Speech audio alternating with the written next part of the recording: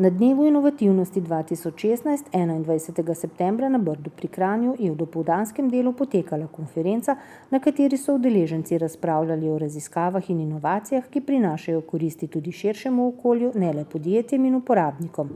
Organizirana so bila tudi individualna srečanja med raziskovalci in podjetji.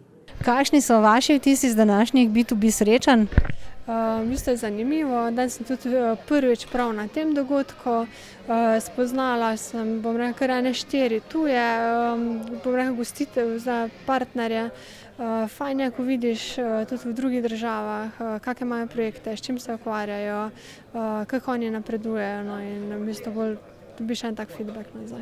Jaz sem že 4. leto na tem dogodku in letošnje leto je mogoče zanimivo zato, ker je bilo zelo optimizirano iskanje partnerjev. Za letos mogoče zanimivo, vsaj iz moje osebne perspektive, zelo veliko tujcev. V preteklih letih v glavnem sem imel pogovore z raznimi domačimi firmami, tokrat pa skoraj izključno samo s tujimi, kjer je v glavnem iskanje potencialnih partnerjev za recimo evropske projekte, regionalne projekte in podobno.